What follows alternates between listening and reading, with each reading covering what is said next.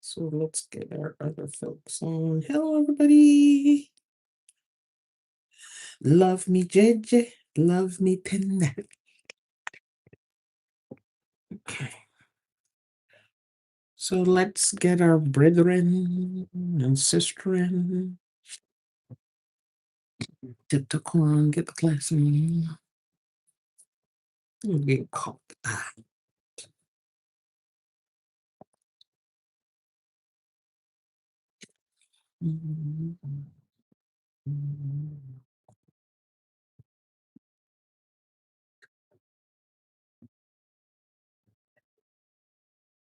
Okay. Hello, hello, hello, hello, hello, hello, hello, hello, hello. Okay, so let's get that where we need to be. Okay, hello everybody. Welcome to today's class.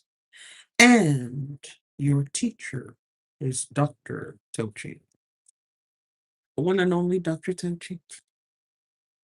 Papa. Dr. Tochi, mama of the men's and the women's. Thank you for the thumbs up and the hearts. Thank you for the likes and shares to let people know the class has started. If you haven't given a thumbs up, I encourage you to do that now. Get it out of the way. Get your drink, your snack, your notebook, and your pen. We're going to look at another story from West Africa. See what the spiritual lessons are in there. For those of you who are fasting Ramadan, congratulations, it's almost over. I believe we have 2 more days. If you're fasting for Lent too, I believe it's 2 more days. And then you can eat and drink to your heart's content, which is usually not a good idea. There are many of us who've started implementing really helpful dietary changes. Close. That's a little bit too loud. Yeah. Started implementing some dietary changes with this fast, and we want to continue with it. Remember that next Sunday we start our level 1 retreat, which is reclaim your authority. Make sure you have your seat for that retreat secured. Okay. It's going to be for 7 days, 2 hours each day. And then the following week, we're going to have level 2, embody your authority. And that's open to those who have successfully participated in level 1. Okay. So make sure you get your seat to that. Don't say you were not told. Okay. If you need to get a hold of me, remember you can go to my website at tochi.us or drtochi.com, where you can book me for your spiritual consultations, your divinations, your dream interpretations. You can also see my events that I have available. Okay. And you can sign up, get information to sign up for the events. You can also get your spiritual products. You can get your bracelets for protection and favor, rings for protection and favor. You can also get your spiritual cleansing soaps and other things for your spiritual practice. Hello, elder divinity. There she goes again. She goes, Mama, Papa, Dr. Tochi. You have them all lined up in a row, don't you? Hello, Mrs. Allen.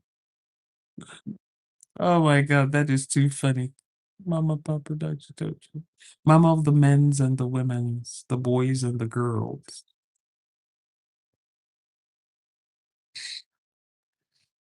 If you have been able to do this fast, trust me,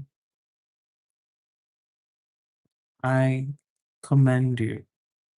Because the first couple of days of the fast were a little bit rough for me. But after that, I kind of settled into it. And I noticed that just doing this fast along with Ramadan, my appetite actually went down, believe it or not. Okay, Elder Divinity. Much loved. Yeah, my appetite actually went down. And, the fasting also freed me up. So instead of waking up in the morning and saying, okay, I got to get lunch ready.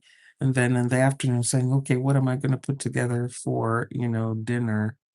It just actually freed me up. The fasting really freed me up. So I'm just grateful for that. So again, remember to secure your seats for the retreat starting next week is 7 days. Okay. All right, so today we look at the orphan boy and the magic stone. The orphan boy and the magic stone. And this story is also from Nigeria. And it's from the Efik and Ibibio people. So this is not the Igbo people, it's not the Yoruba people, it's not the other tribes out there. This story comes from the Efik and the Ibibio people who live at the coast of the Atlantic. Okay. We're going to jump into the story and understand and learn the lessons therein. Remember to give the class a thumbs up. Remember to give the live stream a thumbs up, okay? If you're on TikTok, remember to power tap, so that the platform will inform other people, let them know the class has started. Okay. Ensure that your classmates also know the class has started, okay? So power tap and thumbs up, like and share. Once in the land of Inde, there lived a chief called Nkita. His son, Ayong Kita, was born under a shadow of sorrow as his mother passed during childbirth. The chief, who was a great hunter, raised Ayong himself. As the boy grew, his father carved him a small bow, and gave him arrows, teaching him the patience and skill required to hunt birds and squirrels in the tall grass. So here we're seeing that the story is starting out with a preponderance of masculine energy. Is starting out with a preponderance of masculine energy. But it's also interesting that the father, who had this feminine energy of being able to hunt, passed that along to his son. Because without hunting, you will not be able to eat. You will not be able to care for yourself. And remember, in previous classes, we saw that hunting is actually a feminine energy thing, but it's hunting for food.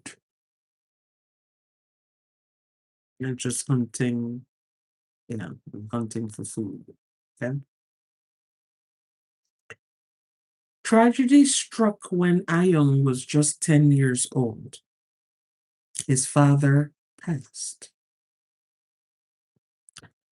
So, left as the young head of his father's estate, Ayong found himself surrounded by his father's servants and slaves who grew resentful of taking orders from a child. Remember, he was only 10 years old.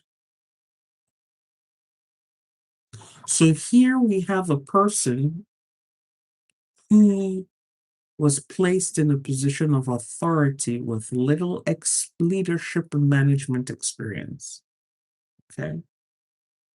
And when we look at this metaphysically, we understand the implications of giving or burdening people with spiritual knowledge and spiritual responsibilities that they're not yet prepared for. We'll find out that the servants and the slaves, the spirit guides, the helpers, will start running amok because they're there saying, what kind of instructions is this person giving us? This person doesn't know what they're asking for. They don't know what they're doing. They don't know how to do this. They don't know how to do that. And there are many of us who jump into this space and we are like, you know what? I'm just going to jump into the spirituality space and learn as I go along. But we then discover that we're creating a lot of confusion for ourselves. Because in 1 minute we're saying the spirit guide go, tell the other one come. We might even tell the same one to come and go at the same time.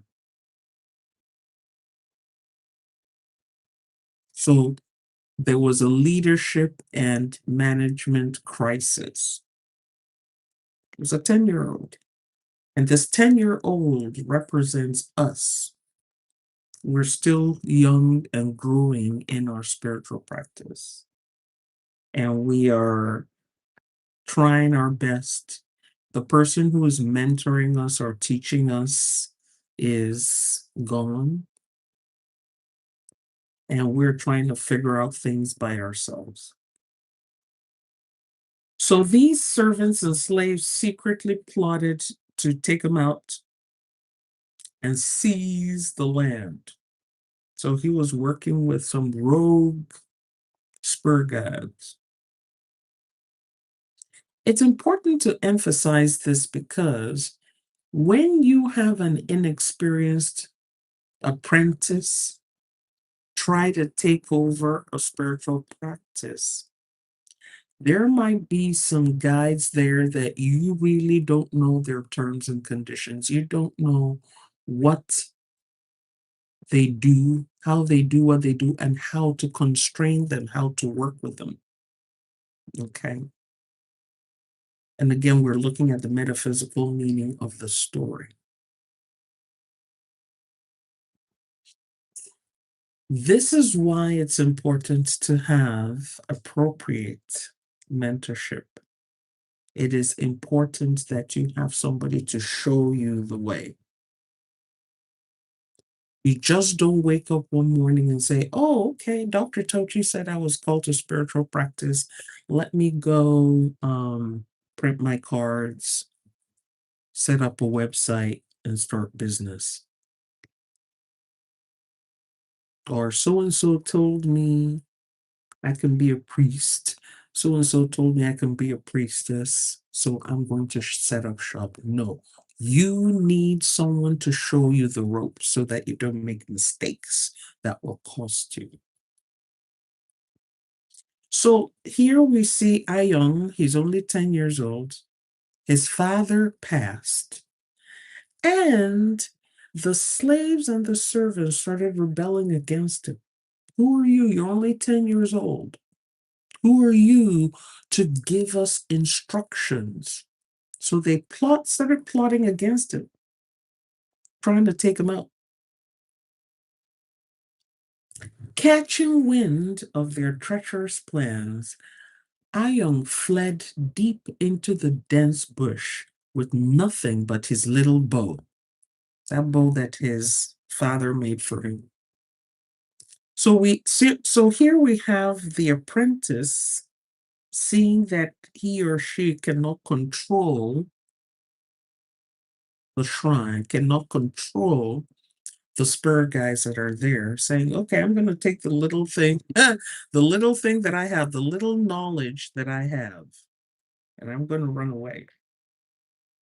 He ran into the bush, ran into nature. He went into nature for refuge. By the way, now that I picked this up, This is a Brahmin doohickey. If any of you know how I can replace this hook portion of it, Brahmin is not being helpful. They were saying to me, "Oh, when did you buy it? Where's the receipt and everything and whatnot?" And I've had this for over 10 years. So please, if you know where I can get the hook thingy, it's or any other kind of this is the thing you kind of hang on purses, the little tchotchke you hang on it to make it look pretty. So this one broke for some reason. So just put it out there in case anybody knows where I can get that. Okay. Yes, I'm gonna check out Michael's and Hobby Lobby and those places later. But just in case someone knows where to get this hardware, I'd appreciate it. So, for days, Ayung survived on fallen palm nuts and the small animals that he could hunt down. One night, while sleeping in the hollow of an ancient tree, Ayung's father appeared to him in a dream. This spirit, as the spirit of his father, told him of a secret buried treasure that could save him. However, Ayung was still just a frightened boy, and he was too terrified to seek the treasure out. Now, this marks the position of the novice spiritual student who's out there trying to figure out, how do I survive in the world? And then your ancestors come to you in your dream and they say, look, don't give up. You have what it takes to win. You have what it takes to win this battle, to get these rogue spirit guides under control. But we see in the story that Ayun was frightened, says it was a frightened boy. And this also identifies us when we lack self-confidence. Someone is saying, you have what it takes to make it, to get your situation under control. And you're like, I doubt it. I know nothing. Look at what they did to me. They chased me out. I was supposed to be their lord. They kicked me out. They're bigger than me. There are some of us whose spiritual power is so great, but we don't know it. Some of us have spiritual power that is so great, but we don't know it. But we're busy looking at other people and other things happening out there, and we believe that the people we're looking at or all those guides and things we're looking at are bigger than us and we can't handle it. And so we're sitting there going, I can't handle this. I am too small. I am too weak. I am too inexperienced. And your ancestors come to you and say, this is something you can handle. Do this, and that, and you will get the situation under control. You're like, oh no, I'm too inexperienced. One of my favorite excuses is, I'm just a woman. I'm just a woman. Okay. So Ayung was just a frightened little boy, and he was too terrified to seek the treasure out. Days later, parched with thirst, Ayung stumbled upon a secluded lake. Now he's out there doing his own thing, and he now encounters the water element. Just as he knelt to drink, A loud hissing sound erupted from the reeds on the banks of this lake, and a disembodied voice warned him away. Get away from here. Terrified, the boy ran back into the forest with an empty stomach and a dry throat. He didn't get what he was looking for. He wasn't even fed. He was still scared. He didn't know to stand and say, "Who are you?" His desire was no stronger than his fear. And I hope we're learning something from this. Many of us have strong desires, but our fears are stronger than our desires. And when we yield to the fear and ignore the desire, we do not achieve our objectives. So next morning, Ayong encountered a strange figure. An old woman with wildly long hair and a face so withered, he was certain that she was a witch. He was now judging based on appearances. He tried to run, but her voice was surprisingly gentle. She told him not to fear, for she had come to help him reclaim his father's house. Beware of judging based on appearances only. As you go on your spiritual journey, as you learn your spiritual lessons, you will find out that the most unlikely helpers are the ones that you're most likely to prejudge based on how they look. So, on your journey, remain open-minded. Remain open-minded. Some of you might remember in some other classes that I've taught, I've said, when you are looking for help, that is not the time to be selective, because you don't know where and when your help is coming from. Okay. Okay, thank you, Miss Kuna. I'll look that up. I didn't even think of that. Thank you. Okay. You don't know. And there are many people who have missed the help they're looking for just because they judged based on appearance only. Oh, this person doesn't look like the sort of person who can help me. This person doesn't look like the sort of person who has the resources to help me. This person doesn't look like the sort of person who has connections to help me. This person doesn't look like, this person is not from my race. This person is not from my ethnic group. This person is not from my gender. This person is not from my social status.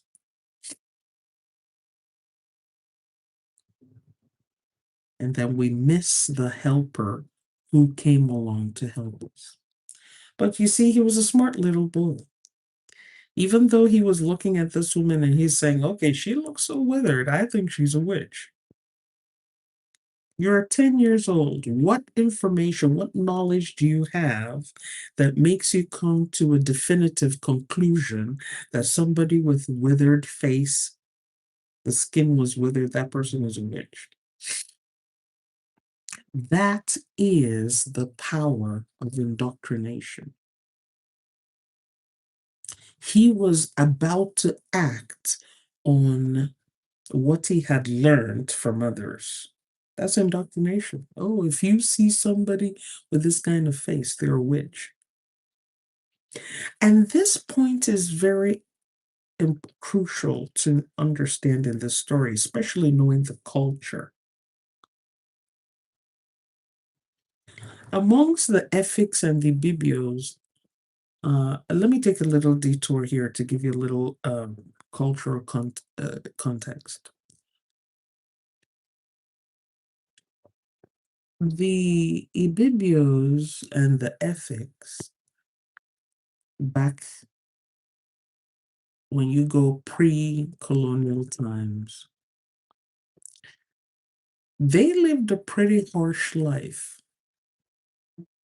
And they lived with a lot of judgment and assumptions. Okay.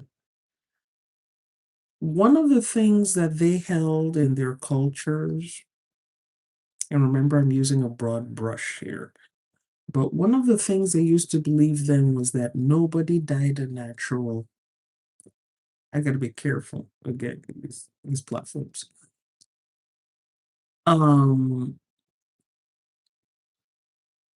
They believed in their culture that nobody passed naturally. That when a person transitioned, that there was usually a sinister reason for it. And oftentimes, the reason for the person's passing had to be blamed on someone else. It had to be blamed on things like witchcraft. So oftentimes, women would get the short end of the stick in this culture. So let's say a man would marry many wives, which was common in this culture and other cultures, and the man passed. The women would have to prove that they had no hand in his passing. And they would administer different kinds of beastly tests on these widows to prove that they had no hand in the passing of their husband. Saying that you were innocent or you had nothing to do with it would not suffice. They would put you through some tests. And God help you if you didn't pass this test. And these are physical tests. These were tests that could unalive you. You had to eat something or drink something that could possibly take you out. And we're going to see a little bit more of it in this story. So it was a pretty hard culture. Okay. They also have that culture of dispatching twins.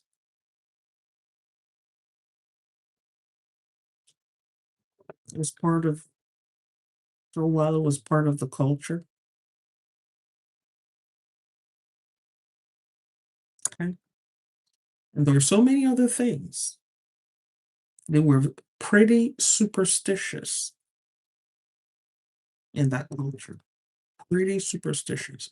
They had men cults, men for the men.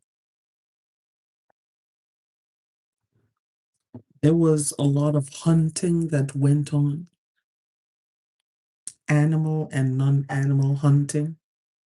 Read between the lines. I'm trying to be coded here because of these platforms. They would hunt animals and hunt non-animals.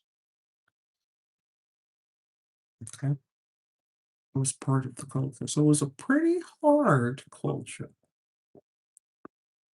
So here comes this woman. So here comes along this woman, and already he's prejudging her. But remember, the culture he's coming from is a culture that often prejudges, especially the women. Women were judged. I mean, even in that culture, if I'm not mistaken, even until recently, there are some Efik and Ibibio villages that still believe in witch children. And they will take the child might be 1 year old or 2 year olds, and they'll put the child out. And amongst themselves, maybe they'll get a spiritual practitioner or somebody who will say, oh, the reason for your misfortunes is this child, your own child. And they'll say, if you put this child out, your fortunes will turn around. And there was one case, there was, I think, was it an American woman or a European woman, a white woman, who went there and she saw this child with a distended stomach looking for food in the trash. The child was like maybe 2 years old. And he was very thin, but he had a bloated stomach. And the reason why his stomach was bloated was because he was infested with worms. You know, he's out there. And because she went there to do some charity work, okay? And she was horrified, and she was like, Why? Why is this child out here like this?" And the people around said, "Oh, leave him alone. Don't mess with him. He's a witch." If he wasn't a witch, he would have transitioned a long time ago. But the fact that he's able to survive out here on the, out here in these streets as a 2-year-old, that proves that he has supernatural powers and that he's a witch. Child was eating scraps.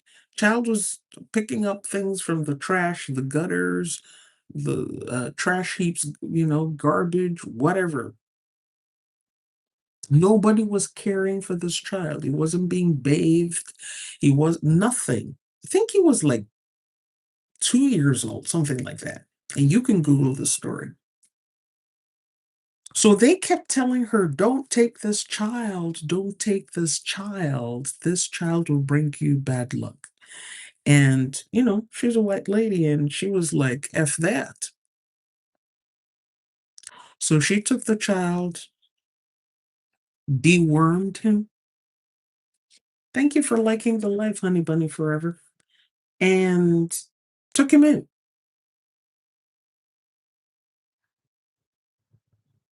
Treated him, fed him, clothed him, sheltered him. And last year, she posted his picture.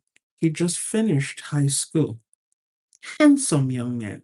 Let me see if I can find that information. It's a sad story.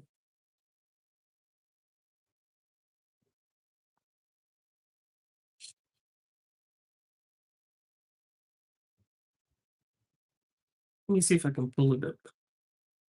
Yes, it's here. The woman's from Europe, Anya. He was 3 years old. Yeah. Boy, he was 3. Boy, 3, left to pass away on the streets because he was accused of being a witch. The woman's name was Anya. So she's there's a picture. Let me see if I can show you. Let me show you the picture here. Let me pull it up over here. For those of you on TikTok, I'll show you the picture in a minute, but let me pull it up for the YT folks.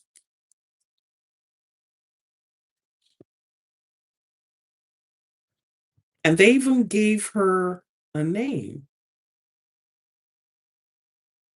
They called her something. Yeah, he's from Akwa Ibom, so which means he was Ibibio. And she was Danish. Wait for that. Let me see. I'll pull it up here. Just give me a moment. Here we go. Yeah, Daniel, he was accused of being a witch, and people wanted to take him out.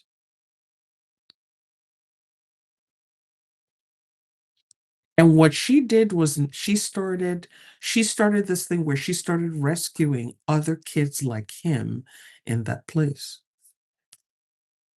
I want to see. I want to pull up. Okay. I want to pull up the picture. There's a particular picture I want to show you. Yeah, this one. So let me pull it aside. So the reason why I'm sharing this with you is because this was the kind of culture this Ayung was living in, and this was a culture he lived in. It was the culture. Um, the culture was not it was not a forgiving environment for children. Okay, so those of you on YT, I'm about to show it to you. And some of you may have seen this picture before. Okay, so that's her. And that's him. That's him. And the picture I have over here on my other computer is a lot worse than that one. Let me pull this one up.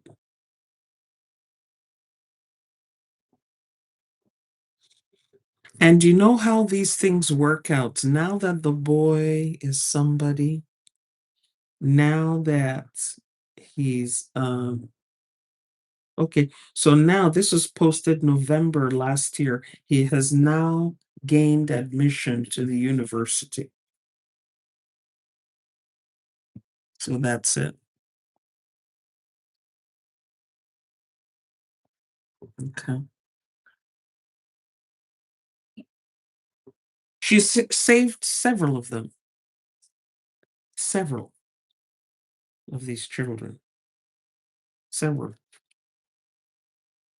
This was the picture I was trying to show of her when she met this particular boy. And look at that. I don't know if you see him. Let me show the TikTok folks first. Do you see that? See, look at how he is now. Look at how he was when she found him. And there are several children like this. Here, let me close this other window so that you folks over here can see this very well. Look at that. Look at how she found him. Dirty, unclothed.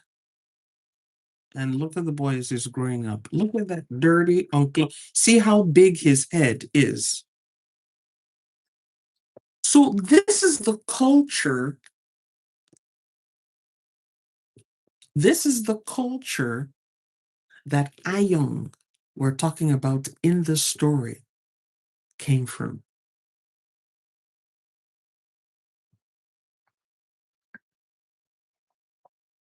That's the culture he came from. So children are being suspected, women are being suspected. It was a culture of suspicion.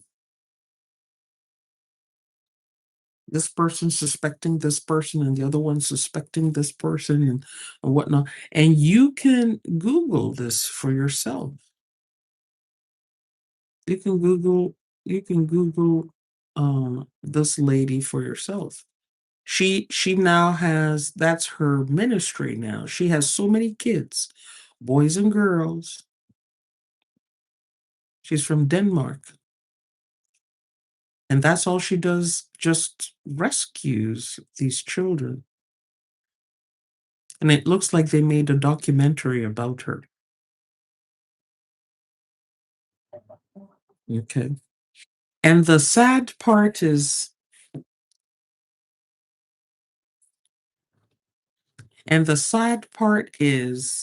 after these children are rescued and they become useful members of the society, the same people that threw them out will come back and claim them. The same people. The same people who said these children were witches, the same people who cast these. Imagine casting a 3-year-old out and leaving him on the streets to fend for himself. This was the background. And this is not long ago, because this article I'm looking at here was in December 2020, so which is just 6 years ago. So for those of you who think we're talking about pre-colonial times or during colonial times or things, no, this is what still happens till today. In January 2016, 10 years ago, Danish philanthropist Anja Ringgren Lovin saved the youngster, who was later named Hope, after his family abandoned him on the streets over fears that he was a witch. Anya said Hope was in a terrible condition when we rescued him. He was seriously malnourished and had multiple diseases. The first 2 weeks he was hospitalized, he was in a critical condition. We didn't know if he would survive or not. But today, so this is 4 years after she rescued him, they're saying, but today, the young boy, who despite all odds survived his traumatic past, is now a thriving 7-year-old. This is all thanks to the charity Anya founded, from which he was named the Land of Hope. It has helped hundreds of abandoned children in the past 8 years, many of whom were accused of witchcraft.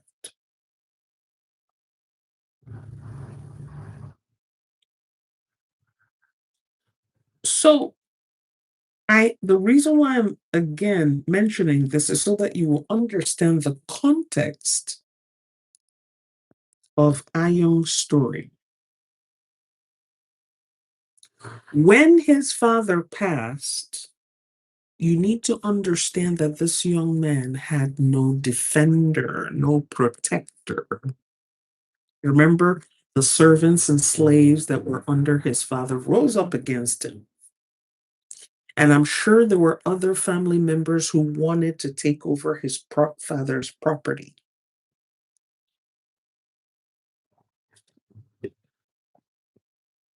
And so he goes out to go fend for himself in the bushes. So you see how current day reality gives legitimacy to this thing that is called a folk tale. Because this folk tale is supposed to be something that happened a long time ago. But we see that in that region, it is still happening till today. So you have man suspecting woman, woman suspecting man, boy suspecting woman, woman suspecting boy, boy suspecting man, man suspecting boy, girl suspecting woman, woman suspecting girl, girl suspecting man, man suspecting girl. Everybody suspecting each other. Boy suspecting girl, girl suspecting girl, girl and boy suspecting each other. Imagine having to live in that kind of society. Okay. Very suspicious. Everybody's suspecting each other. Oh, you're the reason why I have bad luck. It looks like you put a curse on me. It looks like you're doing some bad witchcraft on me. It looks like. So the old woman, he tried to run, but her voice was surprisingly gentle.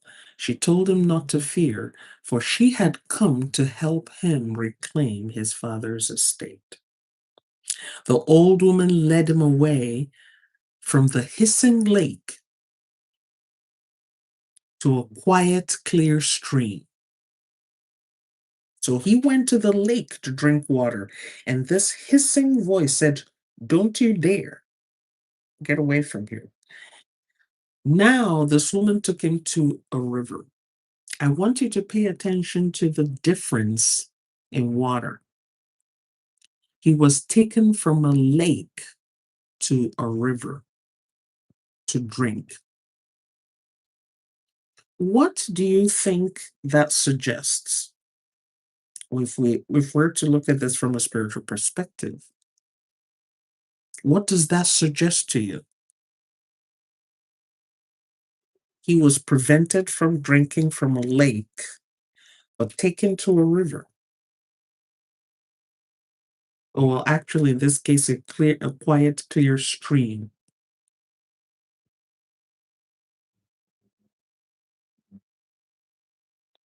Okay. Does that bring anything to mind for you?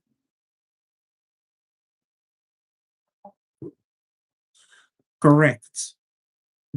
Miseripenda. Stagnant water is the lake. Running water, river, stream, that's fresh. That's living water. So that hissing voice at the lake was actually protecting him. Remember, rejection can be protection.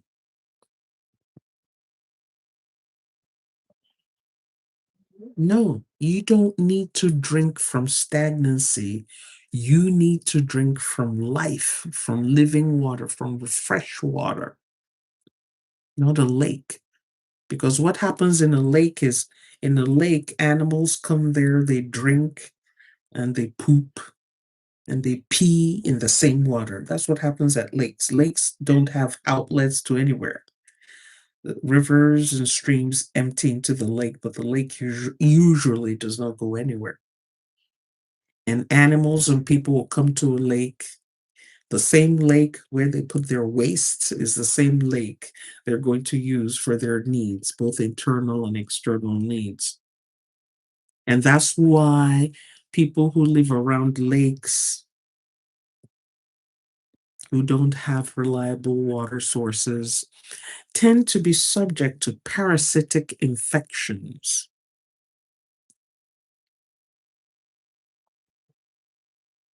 They get worm infestations, bacterial infestations, things of that nature.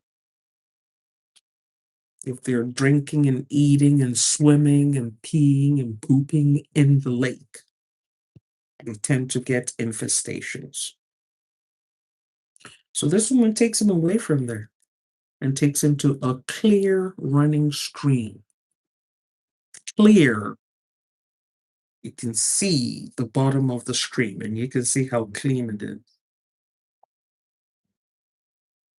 It was a small stream. So, metaphysically speaking, we're talking about her introducing him, taking him away from the water spirit guides that were not his, and taking him to the one that was his, the ones that would help him, the ones that will come to his rescue. A small, clear stream, not a mighty river, small, still clear stream. Bending down, so they got to the stream. So bending down, she reached into the water and pulled out a small, brilliantly shining stone. She placed that stone in Ion's hand and gave him strict instructions. So that stone became his amulet. The water spirit gods gave him his amulet, his protection, and his favor. Okay? Go to the place your father showed you in your dream and uncover the treasure. Use it to buy strong companions to protect you. Then build a home. Place the stone in a special room, and whatever you ask of the stone, it shall be yours. There's a lot to unpack there. Remember that when his father came to him in the dream, the father gave him information, but he was too frightened to take action on that information. The father showed him and said, here's where there's some buried treasure. It's wealth. But he did not have what it took to go get that treasure. So we can see from this that there's sometimes we get information in advance of our capabilities. There's sometimes we get information for our benefit, especially if you've been praying, oh, help me, help me, help me, show me how to do this, or where can I, or how can I change it? So, yeah, you have a dream or you get inspiration to do this. But that thing, you don't have the capacity to reach it yet.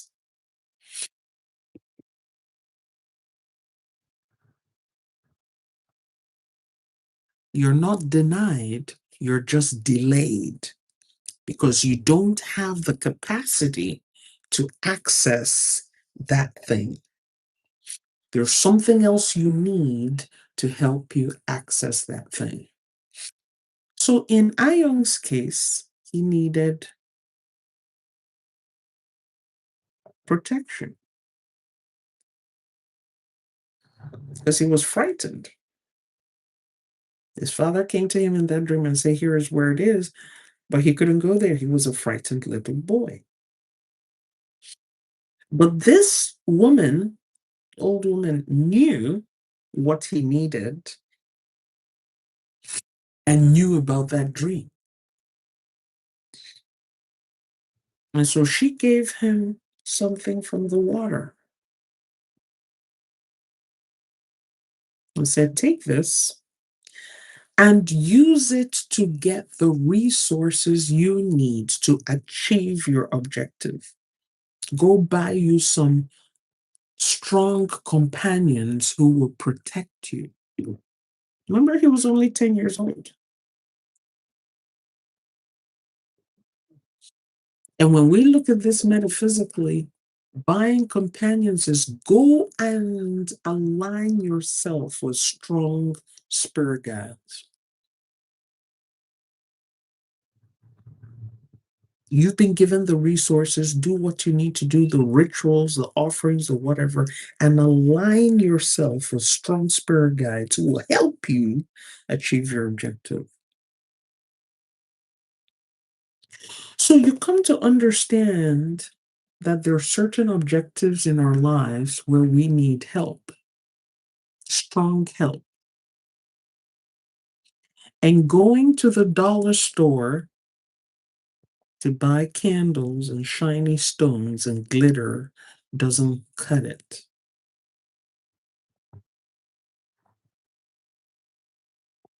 You need heavy duty power to achieve that objective.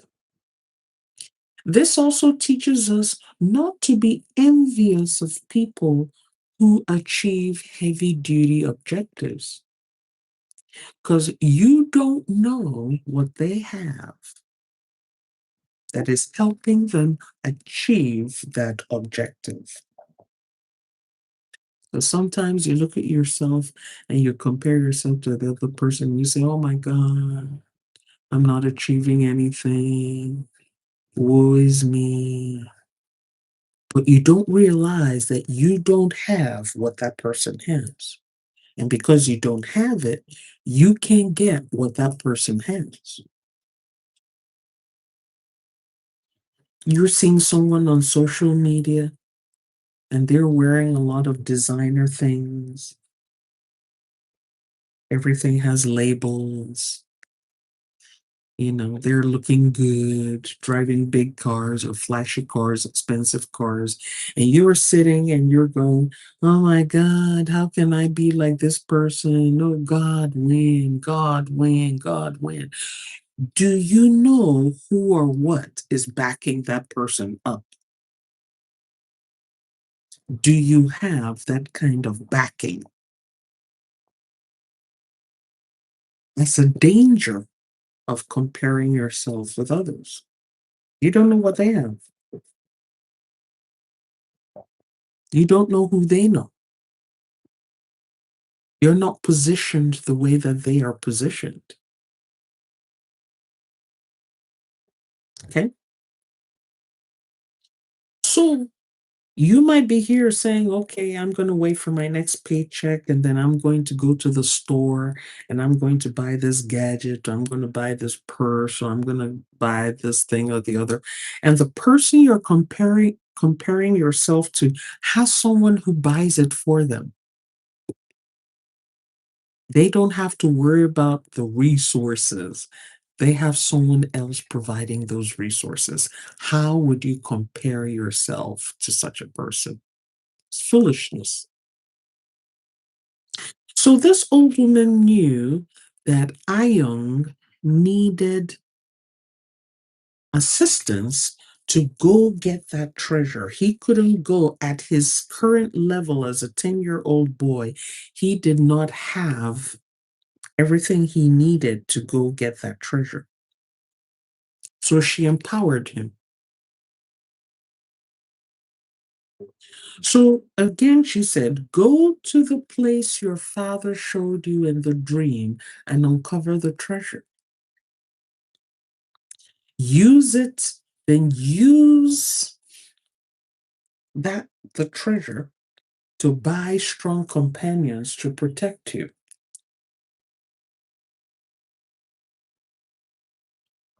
Then build a home.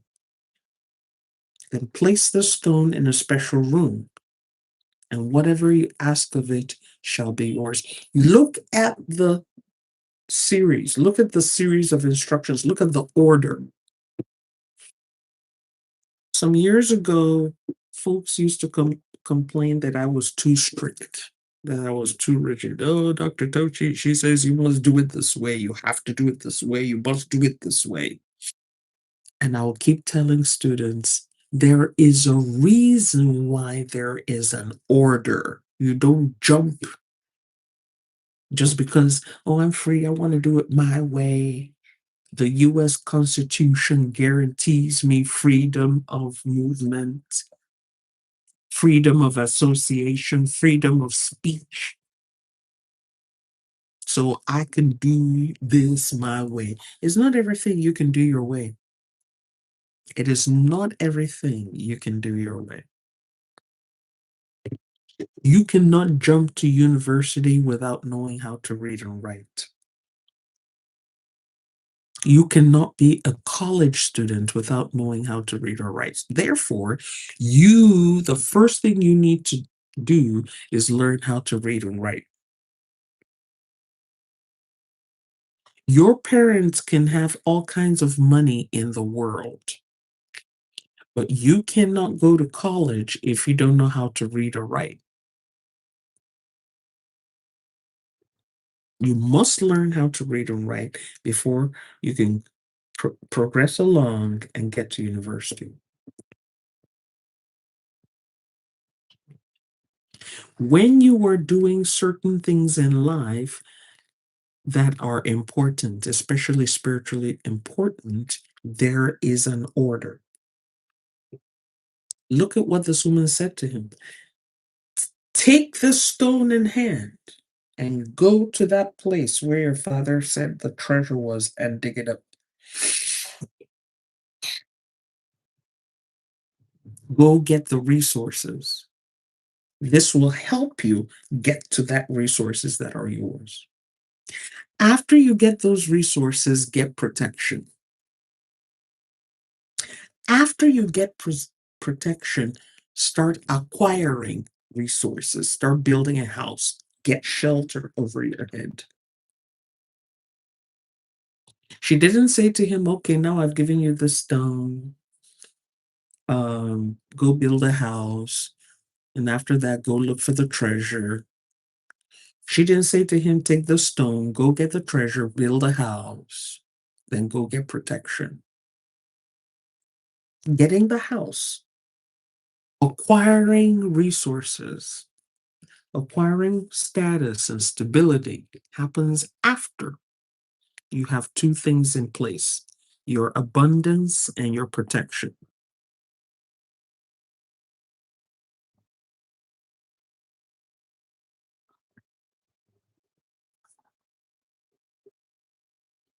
Because if you go and get that house and you don't have abundance, you don't have prosperity to support it, you will lose that house.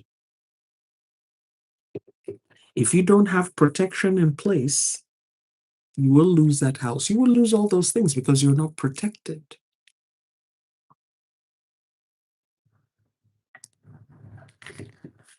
Okay. So you see the order. Get the prosperity, get the resources, get protection, then start building.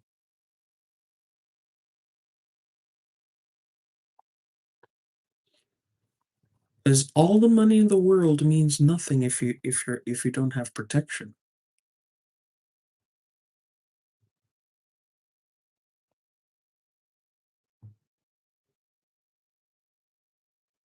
If you don't have protection, the little you have will be taken from you. That's the nature of the world. And I've experienced that myself, especially if you don't have spiritual protection. The little you have will be taken from you. And it happened to me in my youth. I acquired, I built, and it was taken from me because I didn't have my spiritual protection in place. The abundance was taken. The resources was taken because I had nothing, no protection in place. So Ion now gathered his courage and followed the old woman's words. He unearthed his father's treasure, bought the protection he needed, and built a sanctuary in the forest. He placed the magic stone in a quiet room. That was his altar, that was his shrine. He had a shrine in his house. Because remember, anything he needed, he will go to that stone and ask for it. And so this means he took that thing, the presence, the representation of his spiritual power, and he built a shrine for it in his home, a sacred space, a space that will be inviolate. He didn't take that stone and toss it on top of a table and say, well, just stay here. He didn't hide it in his closet. He didn't put it under his bed. He gave it its dedicated room.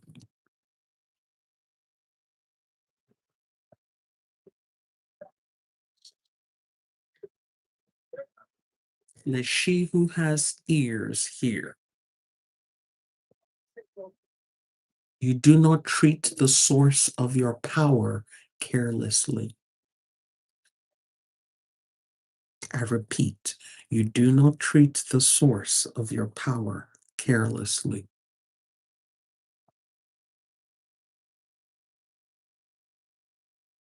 You do not treat the source of your power carelessly. Even something as simple as this, I have protection and favor bracelets. I keep them carefully. Even these simple things I have, and you can see them on my site. If you want to get some for yourself, you can see them on my site. And if you look at the instructions I provide with this, there are instructions. If you go to my site, go to my shop, you will see the instructions I provide for these. What you must do and what you must not do once you get these.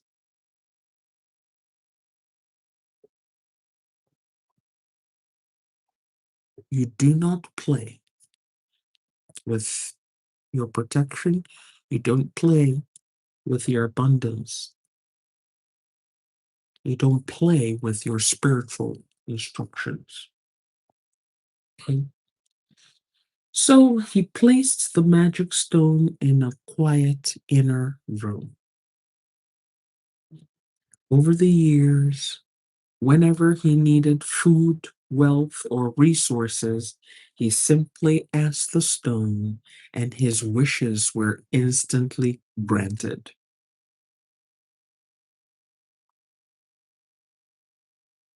He gave respect to whom respect was due, and all his needs were met.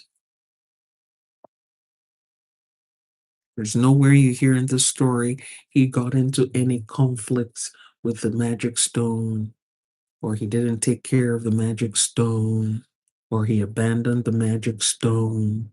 You don't hear anywhere in this story where he loaned out the magic stone.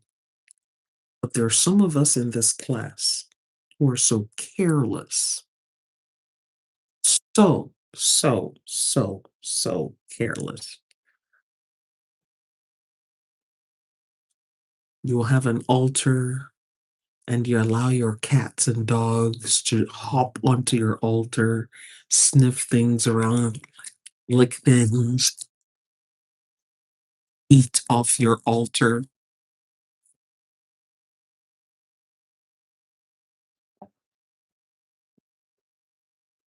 Yes, there are people here who do that.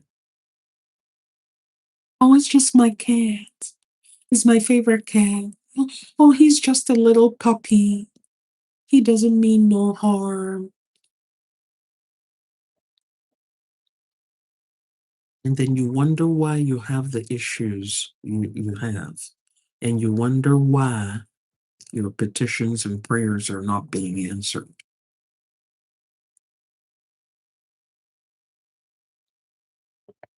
If you came to my house and I set the table, I said, come and eat. When you came to my table, my dining table to eat, and my cat or my dog came and started eating with you from that tabletop,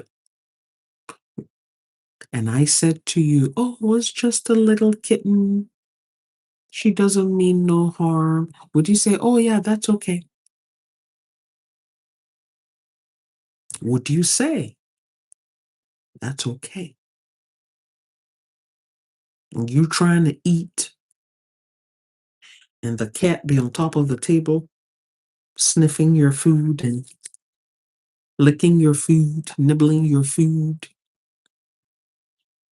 And I, as your host, be telling you, oh, don't worry about it. She's just a little kitten. Isn't she cute? She's a cute kitten. She's so cute.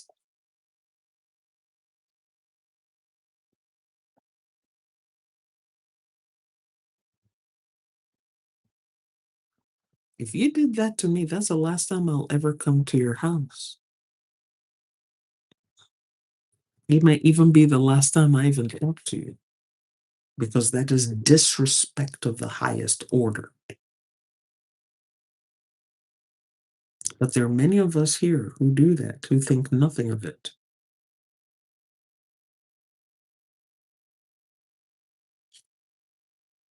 So 10 years passed. So now Young was about 20, 21 years old. Young was no longer a frightened boy, but a powerful and wealthy young man ruling over a sprawling forest town. So what that tells me is that he was there. He developed that forest area. More people came there. He got married, probably had more than one wife, started having children, and developed that area in 10 years. Rapid development. Rapid development. Because he's now in 10 years ruling over a sprawling forest town. He's in charge. He has experience. Because remember, with him having that magic stone, he now gained experience in how to deal with a spiritual crew, how to deal with deities, how to have a powerful, responsive spiritual practice. Okay. So one night, that old woman, remember the one who gave him that stone, the one he thought was a witch. So one night, the old woman returned to him in a dream. She told him, Ayong, you're now strong and wealthy enough to stand on your own. And it is time for you to return the magic stone to the stream where it belonged. So we have set you up for success. You've done well. Now you need to start expanding without our help.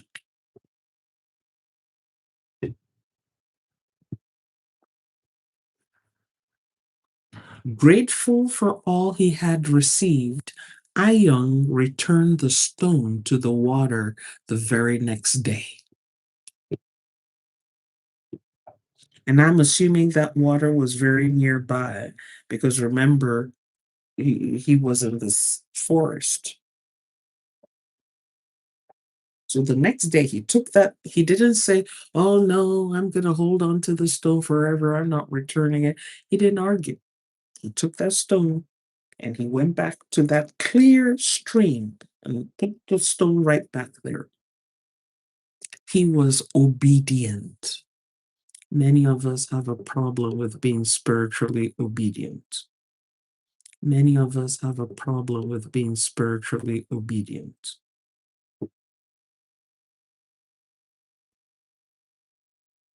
Many of us get instructions in our dreams, but we choose not to be obedient. I want to do my thing my way. I want to do it the way I want to do my thing my way. It's my way.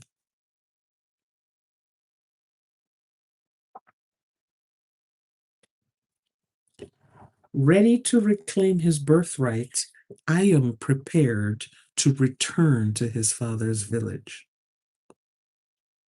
Knowing the betrayal of the past, he remembered how those slaves and servants rose up against him.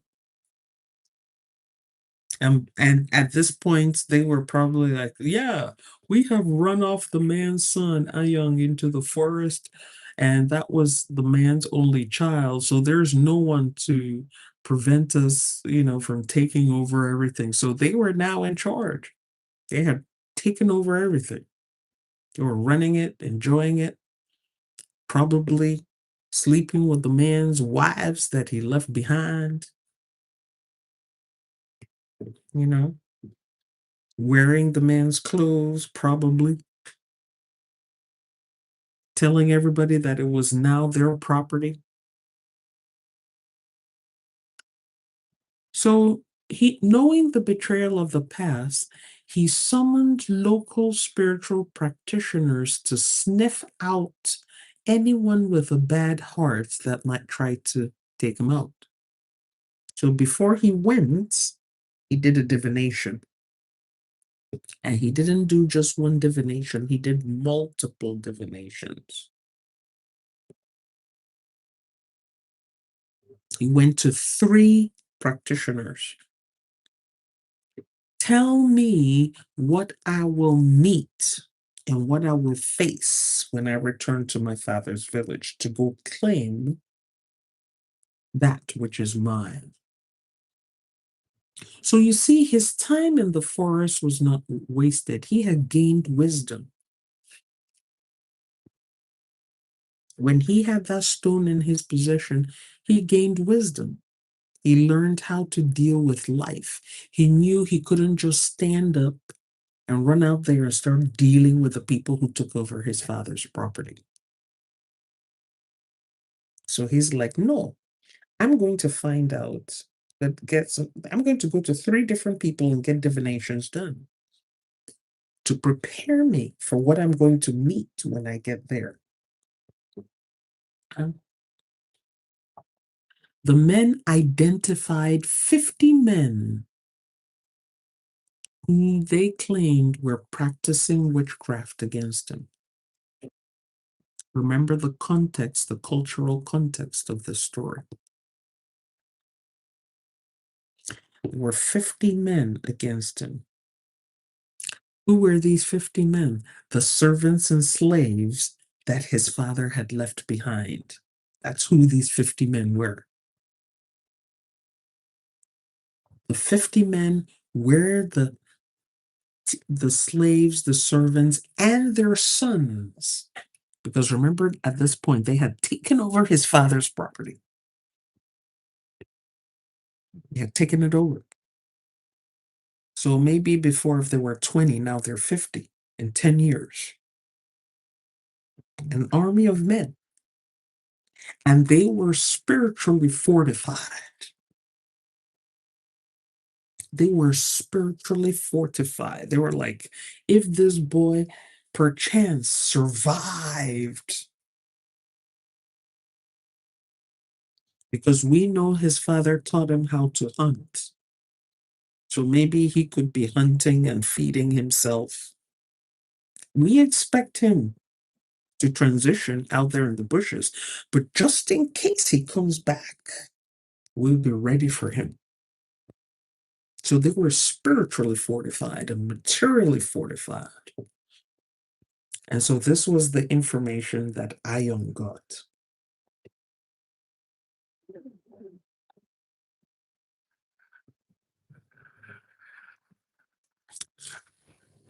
And remember that Ion used his treasure to get protectors, and he had people in his own village. So he had his own slaves and servants, he had his own warriors. So he wasn't going back to his father's village empty handed. So he went back to his father's village and a battle ensued. But he was able to round up those 50 men. He rounded them up. According to the customs of the time, those accused men were subjected to the ordeal of the poison bean. Esere bean. It's called a poison bean. Remember what I said at the beginning of the story, the culture of these people, what they did to widows.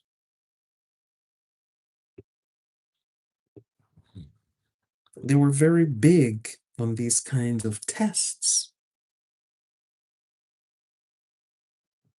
Remember when I talked about what they did to their widows? Because in their culture, no one just passes naturally. There's always somebody somewhere. That's their belief. There's always somebody somewhere taking them out. So they administered this Esera bean to the men. And none of the 50 men survived the ordeal. None of the 50. And so this confirmed their guilt in the eyes of the village. The village is like, we gave them this poison, they didn't make it, so they're guilty. Remember when we talked about the story of Daniel and the story of other children rescued by Anya? That's the thinking of the people. We're going to put you in the same den as a lion. And if the lion eats you, you're guilty. We're going to give you this thing to drink. And we know that this thing is inimical to life. If you drink it and you don't make it, it proves that you are guilty. They had those same kind of nonsensical tests during the witch hunts in Europe and in New England. If you look at the history of witch hunts, they would tie a heavy stone to the woman they accused of being a witch, and then they will throw her in the water and say, if she sinks and drowns, then she's guilty.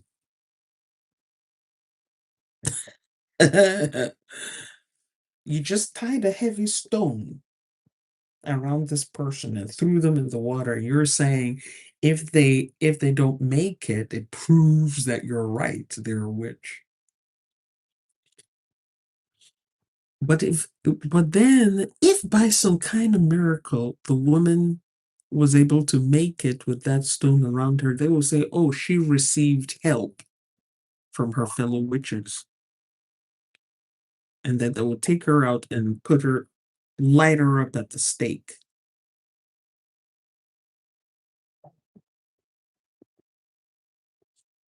So anyway, so they gave them the bean, and of course the 50 men didn't make it. So they put them on the ground. However, the trouble did not end there. The spirits of the 50 men could not rest. They rose at night, troubling Ayong and draining his vitality until he grew terribly ill. Desperate, Ayong called upon the three spiritual practitioners, those three spiritual practitioner men, again. He called on them for help. The same three that he went to that gave him the divination about the 50 men. He went back to those men again because these are the people who were advising him on what to do. They were the ones who advised him to administer the bean to the 50 men. What does this tell us? The fact that the spirits of the 50 men could not rest, and were troubling Ayong until he himself fell ill, that tells me right there they did not get the right people.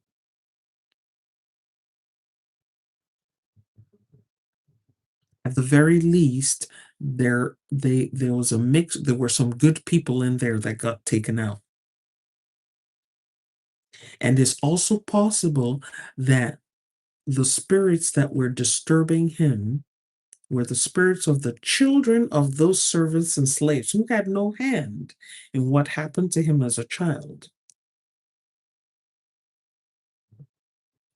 And this is not uncommon when the children are punished for the sins of the fathers. Because the spirits of those children will be like, we had no hand in this. Okay.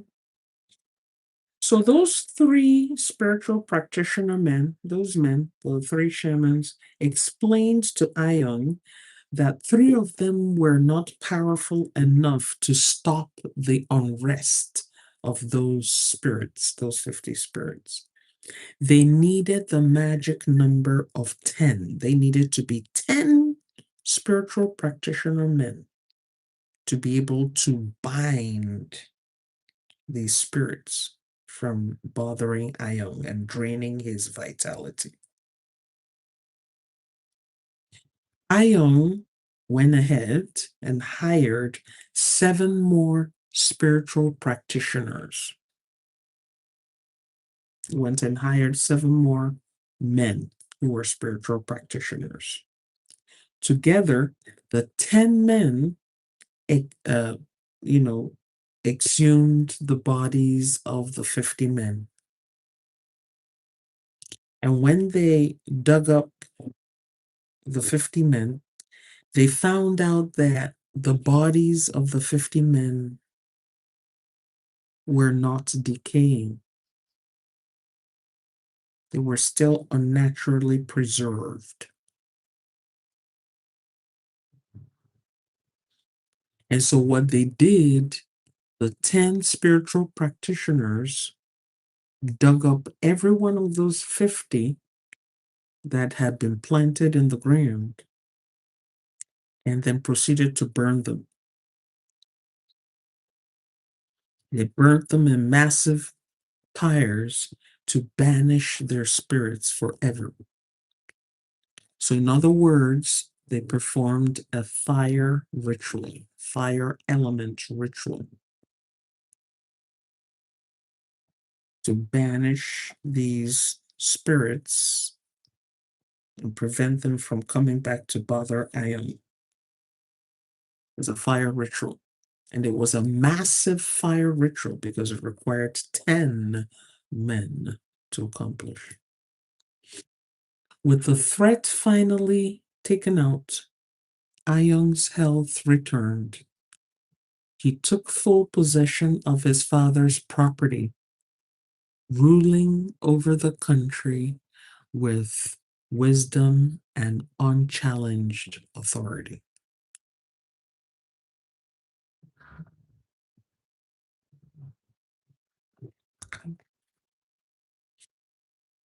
So we see that whether you're right, whether you're wrong, if you have the right spiritual support, you can get what you want.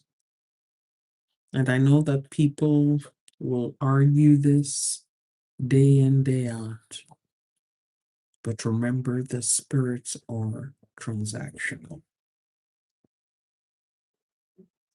Spirit guides are transactional.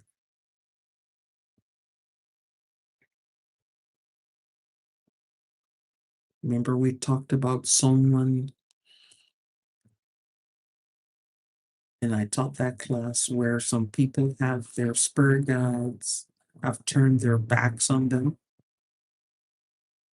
and someone else is feeding their spiritual crew. So that spiritual crew, they turn their backs on the original person they're supposed to take care of.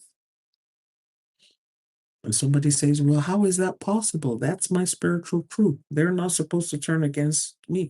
Well, you weren't aligned with them. You weren't feeding them. You weren't venerating them. You weren't respecting them. You weren't taking care of them. And somebody who knew what to do took your place, started fulfilling your obligations. And your spiritual crew is like, we are going to go where we are fed. That's where we're going to go. And then one day you're like, oh, okay, let me call on my spirit crew. Let me call my spiritual crew to come to my aid. And you meet with silence. Matter of fact, that person who's feeding your spiritual crew turns them against you and tells your spiritual crew to attack you. Oh my God, I can't believe my ancestors are against me. Yeah, you didn't feed them, you didn't venerate them, you didn't take care of them. Somebody else did. So now their loyalty is going to the person who is feeding them and taking care of them, not you.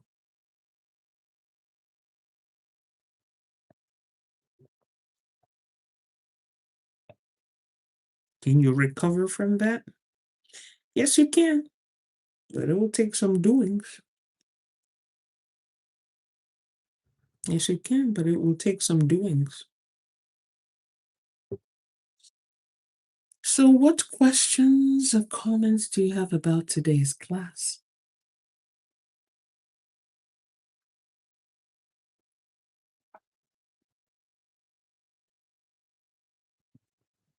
What observations do you have?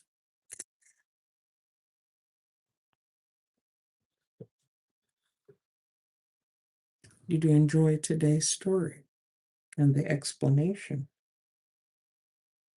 Did you learn anything from it?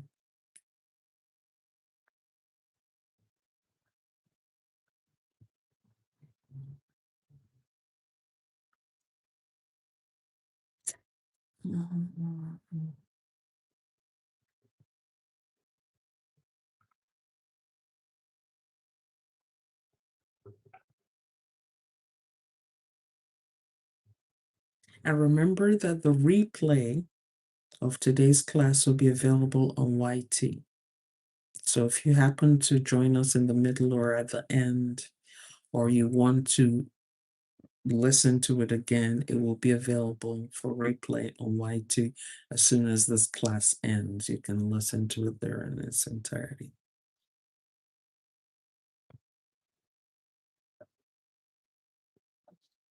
If that happens and the person recovers, would that person be wrong to never deal with spiritual crew again? There's no way you can recover from that without dealing with your spiritual crew. It's not possible without your spiritual crew.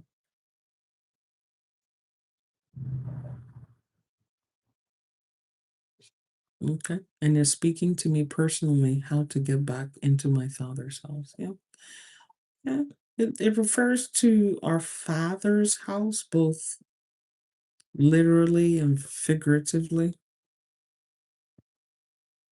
because there are many of us who were frightened out of our father's houses. And there are many of us whose fathers or ancestors have come to us. Wait a minute. Wait, the AI on TikTok. Look at what the AI on TikTok is saying. A spiritual story about demons and a fire ritual. This is not a story about demons and a fire ritual. What kind of AI summary is that? That's incorrect. We are definitely not talking about demons and the fire ritual. This AI is just like crazy. That is just crazy. The AI summary be like the stories about demons and the fire ritual. Are you out of your cotton picking mind? Who is talking about demons? We're not talking about that. That's not what we're talking about. Anywho, yeah, there are many of us who, for one reason or the other, are exiled from our father's homes or father, and I mean that literally and figuratively. Okay. And we have gone to establish ourselves elsewhere.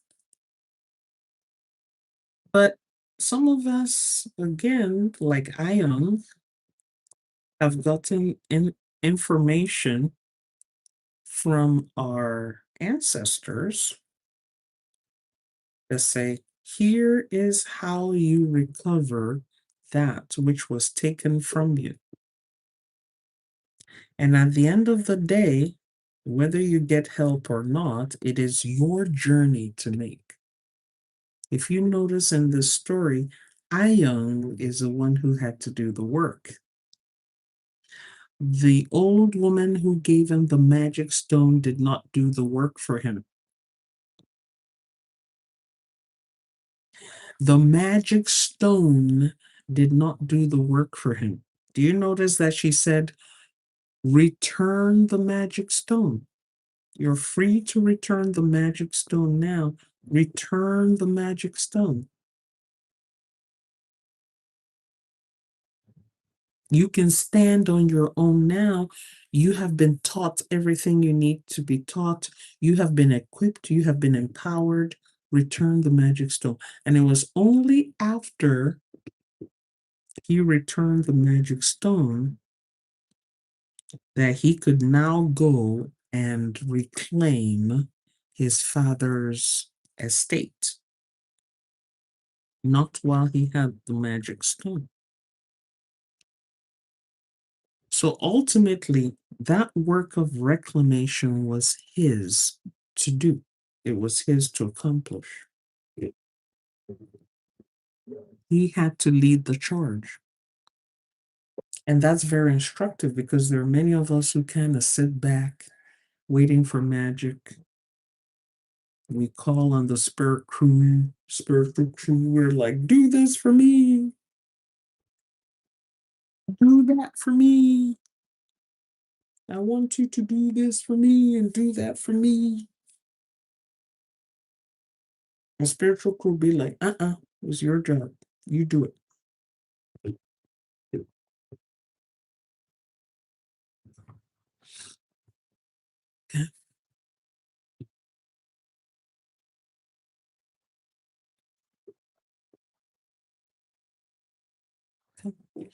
All right.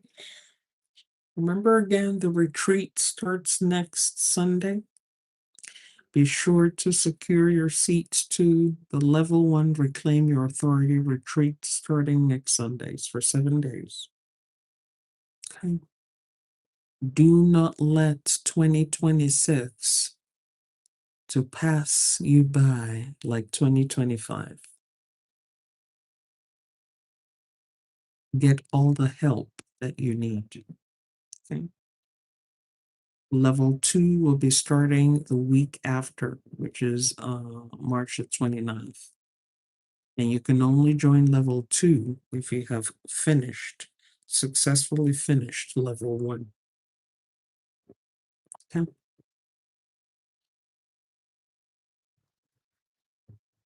We're grateful to our Creator, our guardian spirits, ancestors, and our spirit guides for today's learnings. May it not be wasted in our lives. Okay. You say, Kamagu, the Koza, the Seti, Makwande, Maibabu. You know, it is done, finished, is complete. Thank you all for coming to class. Love you all. I need to lie down a bit. I'm just having a slight fasting headache.